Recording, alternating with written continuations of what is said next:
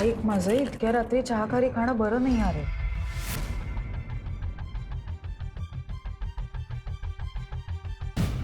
वैजयंतीबद्दल काही कळलं? आत्ता नको बोलायला. काय ना, डोक्यामध्ये प्रचंड संभ्रम आहे, वादळ आहे विचारांचं. आत्ता नको बोलूया, मला काही क्लिअर नाही आहे. म्हणूनच म्हणतीये, बोल माझ्याशी, मोकळं वाटेल. विक्रम आणि वैजयंती दोघं एक तर वेगवेगळ्या ग्रहावरची माणसं. त्या दोघांचा मृत्यू होतो वेगवेगळ्या वेळी. मृत्यूचं कारण काय? पॉइझन. करेक्ट. मग दोघांची बॉडी का कॉम्प्रोमाइजिंग पोझिशन मध्ये आपल्याला एका ठिकाणी सापडते. म्हणजे साधारण असं वाटावं की बघता क्षणी हे या दोघांचा अफेअरच असणार आहे. काय कोणी का केलं असेल? आणि असं वैजयंती आहे ना, तिची युटिलिटी संपली होती. त्या फक्त फायदावाल्यांना तो काटा रुतत होताच. तिची गरज संपली, तिच्यावर प्रेशर आणलं, तिने त्यांना हवं तसं स्टेटमेंट दिलं, इथे गरज संपली. मग नंतर त्यांना भीती वाटली असेल, कदाचित हा विजय भोसले परत हिला गाठेल, परत हिच्यावर प्रेशर आणेल, परत ही बाई काय स्टेटमेंट फिरवेल, परत कोर्टात जाऊन सगळं. हे एक कारण. दुसरं कारण म्हणजे अल्टिमेटली वैजयंती चौगुले हा जिवंत विटनेस आहे ना. बरे ती पुढचे काही वर्ष गप्प बसेल, पण बाई समजा परत वाटलं तिला की नाही नाही घरं ओकायचीच आहे, परत ओकली तर काही वर्षांनी परत फाईल ओपन होणार. कशाला, त्यापेक्षा संपून टाकूया. मारलं वैजयंती चौगुलेला. आणि विक्रम तो तर हा किती काय बोलू ना त्याला, म्हणजे इतकं कमीच आहे त्या माणसा बाबतीत. त्या पंतला टॉर्चर केलं त्या विक्रमने, आणि अजून तर इतका झोलाड, इतके झोल करून ठेवलेत ना, म्हणजे तो मेला ह्यात पण काय आश्चर्य वाटत नाही. लक्षात घे, जे काही चाललं होतं ना, ज्या पद्धतीनं त्याचं चाललं होतं ना, या हिशोबात आज ना उद्या त्याला कोणीतरी ठोकणारच होतं, कन्फर्म. आणि आता तर त्यांना आयतं कोलीत मिळाले, रुमर्स क्रिएट करायला. मला वाईट वाटतं ते वैजयंती चौगुलेसाठी. बाई जिवंत असताना पण तिला सुख नाही मिळालं, आणि त्या जाताना सुद्धा त्या बाईला डिग्निटी नाही मिळाली. त्या पण गोष्टीमध्ये वाचतो ना, आणि मग ते कुटुंब सुखी राहिलं. अरे काही नसतं खऱ्या आयुष्यात, असं काय सुखी राहिलं वगैरे काही नसतं. त्या बाईची पोरगी 20 वर्षाची पोरगी आहे ग, ती सानिया. मरमर करत होती, आईला शोधलं तिने. मग आई परत आली तर आईचा सहवास नाही लाभला. आत्ता कुठं म्हणायला म्हणून सहवास असा लाभतोय की काय, तर आई गेली. सगळ्याला कारणीभूत मी आहे, गिल्टी मी आहे. माझं चुकलं, मी तिला प्रोटेक्ट नाही करू शकलो. नाही विजय, अख्ख्या जगाचा भार तुझ्यावर नाही अरे. मग ज्यांचं आहे त्यांचं तरी मी काय करतोय? त्यांचा तरी भार कुठे सांभाळता येतोय मला? वैजयंती चौगुलेला मी प्रोटेक्ट नाही करू शकलो, आणि तुझं काय वेगळं आहे? माझ्यामुळे तुला सुद्धा त्या मोहिनीचा टॉर्चर सहन करावा लागलाच ना. नाही. मी गिल्टी आहे का? दुसरं कोणी नाही. विजय अरे,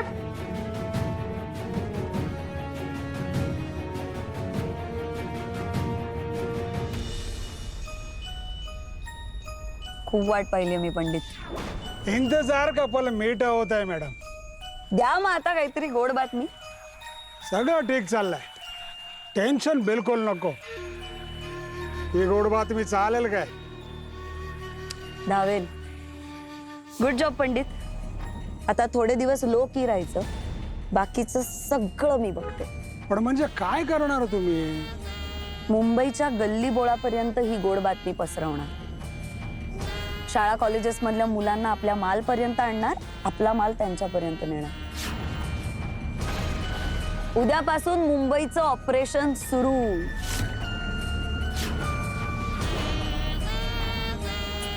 हा डाव किलवर जा.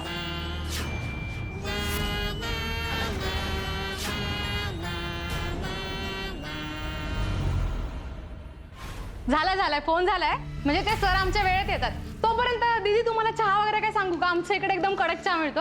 मी सांगते. सर आलेच असतील. मी येणार. आले. या सर, या. त्या 2 बायका तुम्हाला भेटायला आल्यात सर. मलाही दिसतंय, डोळ्याच्या जागी बटणं नाही आहेत. मला कळलं ना काय आहे. सरप्राईज आहे सर. नाही, बायकांकडून सरप्राईज म्हणजे काळजाचा ठोका चुकतो माझा. मी येतो. चांगलं आहे एकदम. या ना, या या या या या या या दीदी, या या या. नमस्कार, बसाव. नमस्कार. नमस्कार. मी शालिनी मयेकर आणि ही माझी असिस्टंट. कस्तुरी ताई. नमस्कार. माझा एक महिला गृहउद्योग आहे, सावली नावाचा. नाव ऐकलं असेल तुम्ही. हरकत नाही. म्हणजे बदलापूरला आमची एक शाखा आहे, पण आता इथे हल्ली मुंबईत आम्ही पानसरे उद्यानाजवळ एक नवीन शाखा उघडली आहे. म्हणजे इथून जवळ आहे. हो. त्या शाखेच्या उद्घाटनाला तुम्ही यावं अशी इच्छा आहे आमची. हा हा हा काय? प्लीज नाही म्हणू नका.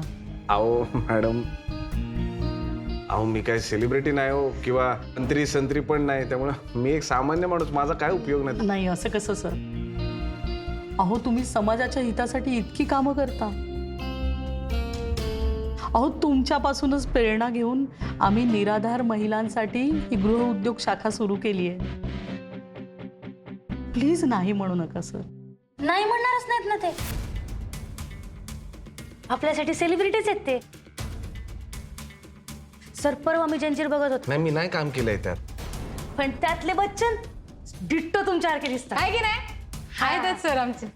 मिशी नाही आहे पण तेवढं चालतं, पण डिट्टो बच्चन. आहे बस. सर तुमच्या स्टोऱ्या वाचतो ना आम्ही पेपरात.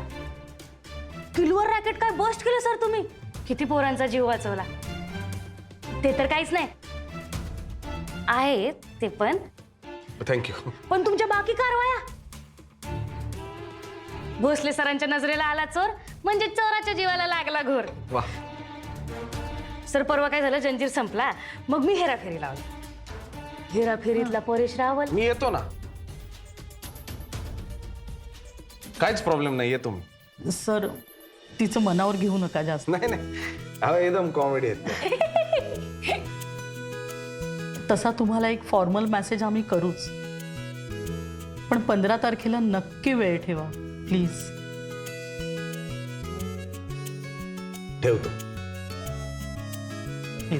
थँक्यू. चला ना, मी सोडतो तुम्हाला.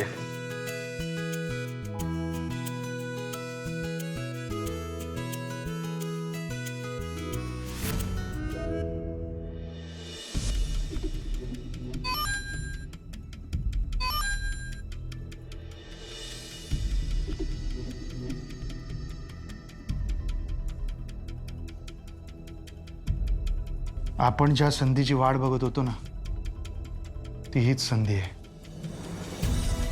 तू तयार आहेस? हो. उत्तर द्यायची घाई करू नकोस. नीट शांतपणाने विचार करून सांग. तू तयार आहेस का? हो बाबा, मी तयार आहे. बाबा काय झालं? अगं काय झालं काय? तुझा बाप आहे मी, मला काळजी वाटणारच. हे जे काय आपण करू पाहतोय ना, त्यात आपण यशस्वी होऊ न होऊ माहीत नाही, निभावू न निभावू माहीत नाही. पण मला एक माहिती आहे, हे जे काही करतोय ना ते सगळं खूप डेंजर आहे. आणि आपण ठरलो साधी सामान्य मध्यमवर्गीय माणसं. आपल्याला हे सगळं निस्तरणं खूप कठीण आहे, खूप कठीण. पण आपल्या वैजंतीच्या बाबतीत जे घडलं आणि ज्या प्रकारे घडलं ना, त्याचा जर बदला घ्यायचा असेल ना, तर ही एकमेव संधी आहे. माझी पोझिशन क्लिअर आहे, मला माहिती आहे. मला काही चिंता नाही त्याची. मला काळजी आहे ती तुझी. तुझ्या समोर अख्खं आयुष्य पडलंय का? तुला जरा जरी वाटत असेल ना की मी हे करू नये, तर तू या सगळ्यात अजिबात पडायचं नाही. नाही नाही. बाबा त्या माणसांनी खूप मोठं नुकसान केलंय आपलं. आपल्या दोघांच्या आयुष्यातली खूप महत्वाची व्यक्ती हिरावून घेतली आपल्यापासून. मला माहिती आहे हा प्लॅन खूप रिस्की आहे, पण बाबा या सगळ्यात जर तुला काहीतरी झालं तर मी एकटी पडेन रे. मला तुला नाही गमवायचंय. मला जमेल तशी मदत करायला मी तयार आहे. मी सगळं करीन बाबा. बाबा माझी काळजी नको करूस. मी आहे तुझ्या बरोबर. जे काही झालंय त्यापेक्षा वाईट अजून काहीच होऊ शकत नाही. मी आहे बाबा.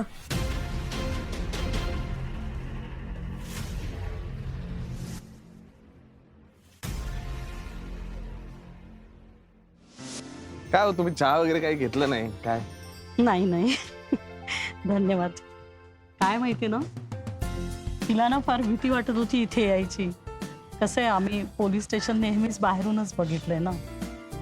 पण आता आम्हाला कळलं policeman is equal to gentleman. खूप बरं वाटलं पण तुम्ही यायला रेडी झालात. कसं आहे, आता आम्हाला सगळ्यांच्या वतीने तुम्हाला थँक्यू म्हणता येईल ना. तुम्ही ना लक्ष पिक्चर मधल्या नंतरच्या ऋतिक रोशन सारख्या आहात. दिवस बघत नाही, रात्र बघत नाही, दुपार बघत नाही, संध्याकाळ बघत नाही, सणवार पण बघत नाही. नेहमी आमच्यासाठी आमचं कामच आहे ना ते. अरे सॉरी, या आमच्या एसीपी मॅडम सिनियर आहेत माझ्या. एसीपी अनुजा हवालदार, या मयकराणी, या कस्तुरीताई. नमस्कार. ते आमच्या गृहउद्योगाचं ओपनिंग आहे ना, म्हणून सरांना इन्व्हाइट करायला आलो होतो. अरे वा, जनरली पोलिसांना फक्त बंदोबस्ताला बोलावतात, तुम्ही उद्घाटनाला बोलावताय. आनंद झाला. ते तुमच्यासारखं एकदम कॉमेडी आहे कस्तुरीताई. या पण नक्की या हा तुम्ही. येतो आम्ही. हो हो हो. चल.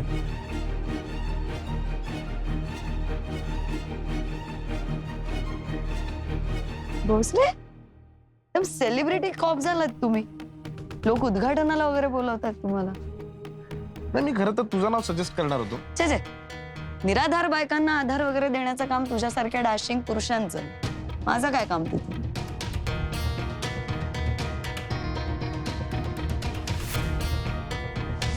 जळल्याचा वास आला.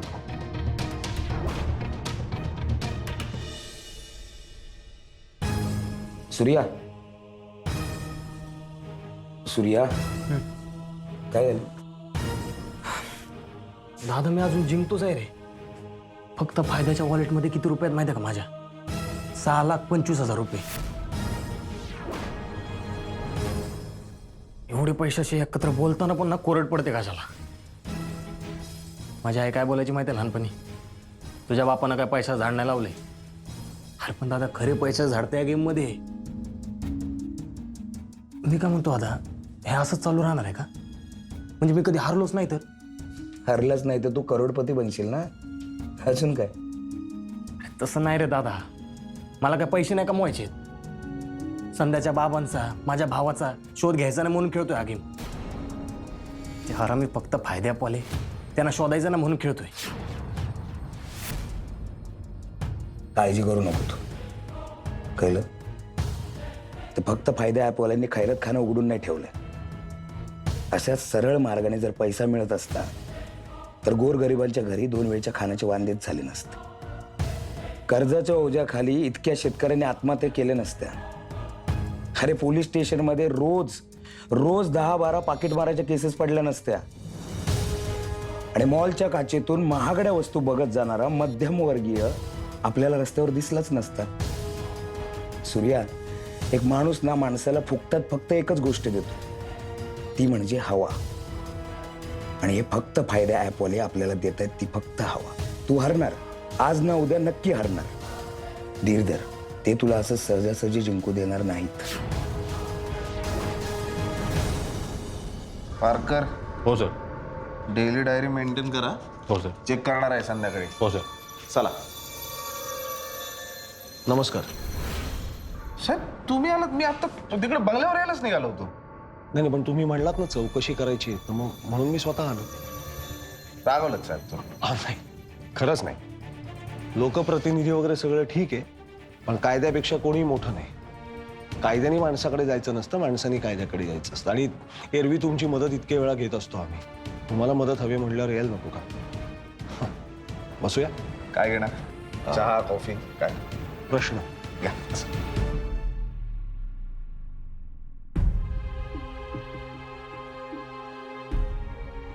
साहेब, विक्रम हसबनीस तुमचा कार्यकर्ता होता, हो, जवळचा कार्यकर्ता होता. अगदी विश्वासातला. त्याच्याच केसबद्दल काही प्रश्न विचारायचे. अगदी. काय ना भोसले साहेब, हे काही कार्यकर्ते वर्षानुवर्ष स्वतःची कुटुंब बाजूला ठेवून आमच्यासाठी काम करतात, झोकून देऊन. मग यांच्या बाबतीत काही घडलं, चांगलंही वाईटही, तरी त्याला आम्ही काही अंशी जबाबदार असतो, बांधील असतो. मी मगाशी म्हटलं तसं कायद्यापेक्षा मोठं कोणी नाही.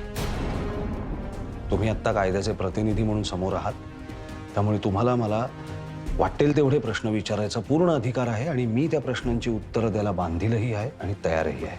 विचारा. मला हेच आवडतं साहेब तुमचं. तर पहिला प्रश्न, do you mind if I join विजय?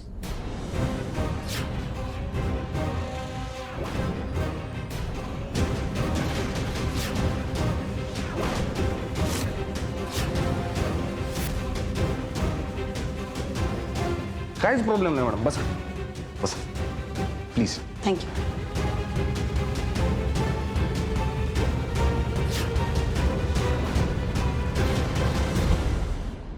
विक्रम पंतांशी असा का वागला, काय त्यांच्यात प्रॉब्लेम्स होते, कशावरनं त्यांचे खटके उडले एवढे की एवढं वैर व्हावं दोघांमध्ये, ह्या सगळ्या प्रश्नांची उत्तरं माझ्याकडे नाही. या सगळ्याचा जाब त्या हरामखोराला विचारायचा होता मला, पण त्याआधी हे आणि त्या बाई, त्या कोण, वैजयंती चौगुले. वैजयंती चौगुले, त्यांच्याबद्दल तर हे सगळं नव्यानेच कळतंय मला. विक्रमनी कधी त्यांचं नाव घेतलं होतं का तुमच्या समोर? हो, त्याने आग्रह केला होता इनफॅक्ट की मी त्या मॅडमना आणि त्यांच्या मिस्टरांना भेटायला हवं. मग तुम्ही भेटला? हो, भेटलो ना. माझ्या घरी बोलावलं होतं भेट. घरी? हो. कशासाठी? विक्रम मला असं म्हणाला की आपल्याच मतदारसंघातलं एक कुटुंब आहे, ज्या कुटुंबाला गेल्या काही काळात जरा अडचणी आल्या आहेत, तर एकदा भेटून घ्यायला हवं. अडचणी कसल्या? त्या वैजयंती मॅडम काही काळ गायब होत्या ना, कुटुंबापासून ताटातूट झाली होती. आणि हेही त्यांनी सांगितलं. हां, काय ते फक्त फायदा ॲपवर त्या काय गेम खेळल्या आणि कर्जबाजारी झाल्या होत्या वगैरे सगळं कळलं. आणि मग मला म्हणलं की आपण भेटूया, त्यांना काय अडचणीत समजून घेऊया. मग कधी भेटलात तुम्ही? वेल, आता बहुधा सोमवार होता. वार जरा नक्की मी बघून सांगतो तुम्हाला, पण मला वेळ नक्की आठवते कारण अडनिडी वेळ होती. म्हणजे झालं काय, विक्रमनी त्यांच्याकडनं वेळ घेतली. त्या म्हणल्या की आम्ही संध्याकाळी येऊ, पण संध्याकाळी माझ्या 2 मीटिंग्स होत्या, त्या जरा लांबल्या, त्यामुळे त्या दोघांना बिचाऱ्यांना ताटकळत बसावं लागलं. पण साधारण 8:30 पावणे 9ला माझी आणि मॅडमची भेट झाली. मिस्टर भेटले नाहीत, ते बाहेरच थांबले होते. काय बोलणं? बोलणं म्हणजे हेच, मी त्यांना दिलासा दिला की म्हटलं मला कल्पना आहे तुम्हाला काय काय आत्ता भोगावं लागलंय, तर काही मदत लागली अगदी आर्थिक जरी तरी सांगा, कारण त्यांच्या मुलीला मला वाटतं परदेशी शिकायला जायची इच्छा आहे, तर म्हटलं काही मदत लागली तर सांगा. एवढंच. हां, म्हणजे बोलणं आता वरवर पाहिलं तर हे एवढंच झालंय खरं तर. पण मला आता गंमत म्हणजे कुतूहल ह्याचं वाटतंय, ह्या सगळ्याच्या मुळाशी विक्रमनी आवर्जून मला ह्या एकाच कुटुंबाला आपण मदत करूया, भेटूया असं सांगणं, हे जरा विचित्र वाटतं आता विचार केल्यावर. हे सगळं घडल्यामुळे आता तेव्हा मला कल्पना नव्हती, म्हणजे मला याचं कारण तेव्हा कळलं नव्हतं, पण कसं कळणार ना की विक्रमचं आणि त्या मॅडमचंही असं काही असेल अफेअर वगैरे. वैजयंती चौगुलेचं कोणाही बरोबर अफेअर नव्हतं साहेब. तू याबद्दल शुअर आहेस विजय? म्हणजे मी तितकंच शुअर आहे मॅडम, जितक्यात तुम्ही शुअर आहात की डिपार्टमेंटमध्ये गद्दार आपण दोघं नाही आहोत, हा ना?